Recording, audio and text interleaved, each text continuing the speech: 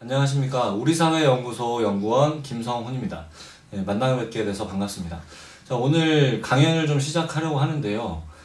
오늘 이제 시작하는 강연은 박근혜 정권이 유신 독재의 부활이다, 이렇게 좀 규정을 하고, 그리고 그것이 왜 그런가, 또 박근혜 정권의 위험성은 또 무엇인가, 그리고 또 당면에서 우리의 대응 방향은 어떻게 돼야 되는가, 이렇게 해서 총 5편에 걸쳐서 강연이 진행될 것 같습니다.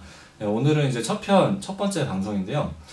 제목은 한국식 나치즘, 유신 독재 부활, 이렇게 되어 있습니다. 지금 하려고 하는 얘기가 이제 그냥 단순하게 어떤 상징적인 의미에서의 유신 독재 부활, 이런 측면이기보다는 진짜로 박근혜 정권이 왜 유신 독재 정권인가에 대해서 이번 첫 번째 강연에서 좀 말씀드릴 수 있도록 하겠습니다. 네, 일단 사진 보시면 아시겠지만 지난 대선 당시에 미국의 타임지에서 표지 사진을 실었었죠. 박근혜 대통령 후보의 이 독재자의 딸이다, 이렇게 이제 표현을 했던 당시 사진입니다. 굉장히 유명했었습니다. 그때 당시에 이제 박정희의 딸이기 때문에, 또는 이명박 정권부터 계속적으로 진행되어 왔던 민주주의 후퇴가 앞으로 더 심각하게 후퇴 더 할 것이다, 이렇게 좀 예견되는 상황. 그리고 또 하나, 어떤 상징적 의미에서의 유신 독재의 부활, 이런 측면으로 세간의 우려들이 지속되어 온 것이 사실입니다. 오늘은 이제 이런 측면이 아니라 박근혜 정권이 분명하게 유신 독재 부활 정권임을 근거를 가지고서 설명을 좀 해보려고 하는 것입니다. 자, 여기 보시면 박정희 대통령의 사진이죠. 안에 선글라스를 쓰고 있는 아주 대표적인 사진입니다.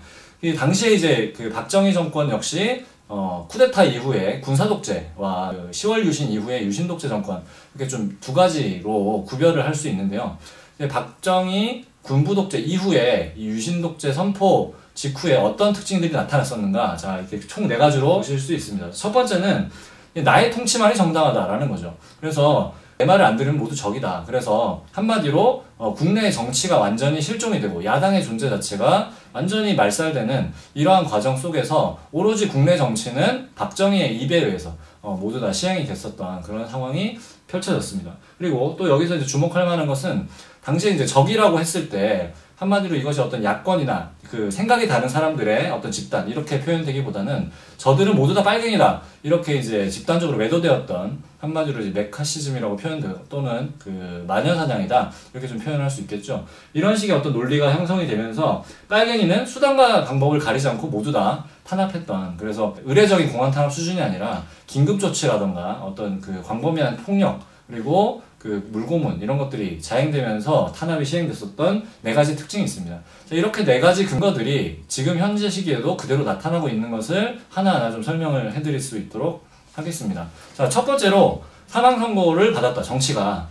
이것은 이제 당면에서 2가지로 좀 나타나고 있습니다. 첫째는 추석 직전에 이제 삼자회동이 열렸었죠. 그러면서 이 삼자회동이라고 했을 때 사진 보시면 김한길 대표가 이제 고개를 숙이고 걸어가고 있는 장면이 보이십니다. 근데 이제 김한길 대표는 야권의 제1야당의 이제 대표죠. 그리고 박근혜 대통령 같은 경우는 이제 정권의 최고 대표입니다. 이 둘 사이의 회담을 흔히 영수회담이라고 하는데요. 이 영수회담이 결렬이 된 것입니다. 이 결렬 자체는 당시에 이 김한길 대표가 국정원 대선 개입 사건을 이제 민주주의의 근본을 허무는 행위다, 이렇게 규정을 했었고, 최동욱 당시 이제 검찰총장 사퇴의 문제를 가지고 이 검찰 무력화 시도다, 이렇게 규정을 하면서 제기를 했었습니다. 그래서 7가지 이 요구안을 제기를 했었는데요. 당시에 이제 박근혜 대통령이 오히려 이제 황당한 반문을 하죠. 왜 도대체 민주당은 노무현 김대중 대통령 시절에 국정원을 개혁하지 않았느냐, 이렇게 제기를 하면서 김한길 대표의 존재감 자체를 완전히 무력화시킵니다. 자, 이러한 사건이 하나가 있었고, 또 하나는 이 진보당 관련해서 지금 해산 절차를 밟고 있죠. 9월 6일부터 법무부가 지금 위헌정당 해산 청구를 지금 진행을 하려고 하고 있습니다. 그래서 이것은 한마디로 말해서 의례적인 진보 정당에 대한 탄압 수준을 뛰어넘는 것입니다. 존재 자체를 부인하는 겁니다. 그래서 이 존재를 부인하면서 논리 역시 진보당이 종북정당이다, 이렇게 지금 가고 있는 상황입니다. 이 2가지 사건을 놓고 볼 때 실제로 이것이 현실화된다라면 진보정당 자체가 이제 사라지게 되고 민주당이 무시되는 이런 상황 자체가 박정희 정권 시절에 보여주었던 어떤 나만의 통치, 정치만이 유효하다. 즉 앞으로는 박근혜의 정치만이 유일하다. 이렇게 좀 선언한 것과 같다라는 것입니다. 당시에 이제 그 박정희 정권과 비교를 해본다면 유신독재 선포 이후에 그 김대중 대통령 당시 후보였죠. 박정희 후보와 경합을 벌였었던 유력한 야권 정당의 대표였습니다. 이 사람에 대해서 납치를 저지르는 시대의 인권유린을 자행을 했었습니다. 한마디로 김대중 대통령 자체를 국내 정치에서 아주 매장시켜버리겠다, 또는 실제로 살인하려는 이런 이제 의도까지 보였다는 거죠. 이런 것과 하등 사실상 본질적으로 다른 게 없다라고 말씀드릴 수 있을 것 같고요. 자, 두 번째로 이 정권의 구성입니다. 정권의 구성을 보면 흔히 이제 육법당 이렇게 좀 표현을 하는데요. 육법당이라는 말은 그 50 정권, 그러니까 전두환 정권 당시에 민주정의당과 이 전두환 정권에서 이 육사 출신의 이 강경군부 출신들과, 그리고 또 하나는 서울법대 출신의 이 공안검사들, 이 사람들이 그 주요 요직들을 차지하면서 굉장한 공안 탄압과 그 당시에 빨갱이 마녀사냥들을 계속적으로 시행했던 것을 가지고 육법당이다, 이렇게 좀 표현을 했습니다. 뭐 다들 아시겠지만 사진에서 보시는 바와 같이 지금 청와대 비서실장을 하고 있는 김기춘, 그리고 이 황교안 법무부 장관, 이 두 사람은 대표적인 공안검사 출신입니다. 뭐 김기춘이야 말할 것도 없고요.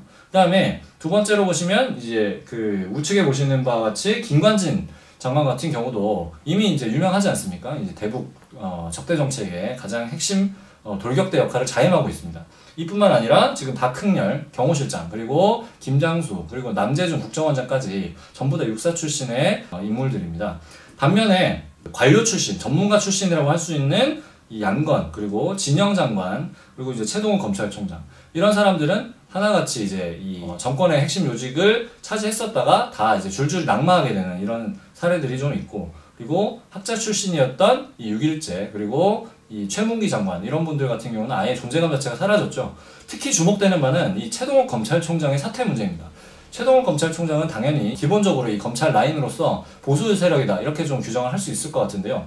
이 정권의 이 입맛에 맞지 않는 수사를 계속 강행을 하려는 의지를 피력을 했었고, 이런 과정에서 박근혜 정권이 보수 세력 내에서도 자신의 입맛에 맞지 않는 인물들까지 과감하게 쳐내는 모습들을 확인할 수 있습니다. 이렇게 되면서 사실상 남아있는 사람들은 이제 앞에서 보신 바와 같이 이렇게 육법당만 남아있는 이런 상태다, 이렇게 좀 볼 수 있고요. 결국에 박근혜 정권의 근간을 이루고 있는 것은 이들이, 육법당이 한마디로 정권의 돌격대가 되어서 지금 나타나고 있는 공안 탄압과 종북몰이, 이런 것들을 완전하게 주도하고 있다, 이렇게 좀 볼 수 있을 것 같습니다.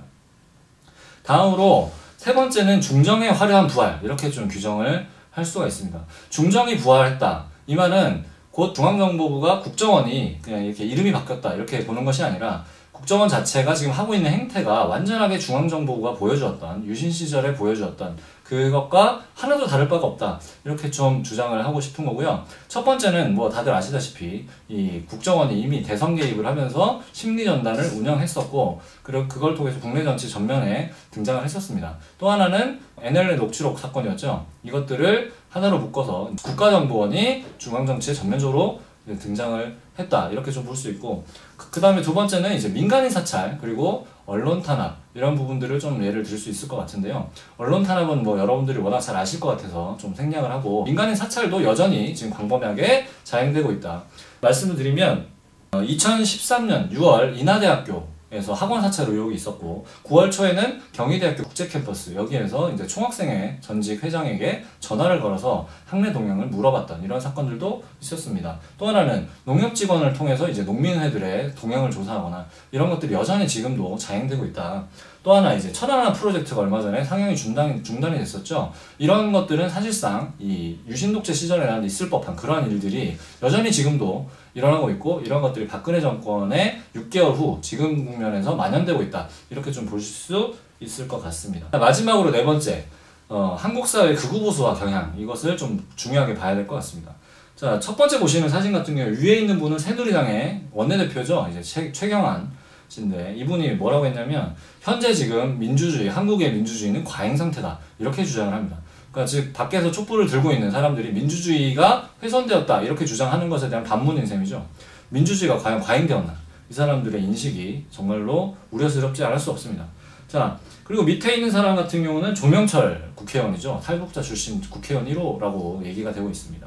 이 사람 같은 경우는 이 당시 국회 청문회 당시에 보시는 바와 같이 권은희 씨죠. 이분을 당신이 도대체 광주의 경찰이냐 이렇게 얘기를 하면서 파문이 일었었습니다. 한마디로 이런 발언을 통해서 이런 국회의원들이 어떤 인식을 가지고 있는가 잘 알 수 있는 바고요. 다음에 이제 메카 씨와 같이 나와 있는 김무성 씨, 이분 같은 경우도 지금 친박계의 핵심이죠. 이 사람은 그 밖에서 촛불을 들고 있는 국민들을 대상으로 사회 전복 세력이다 이렇게 이제 발언을 해서 또 사회적 물의를 일으킨 바 있습니다.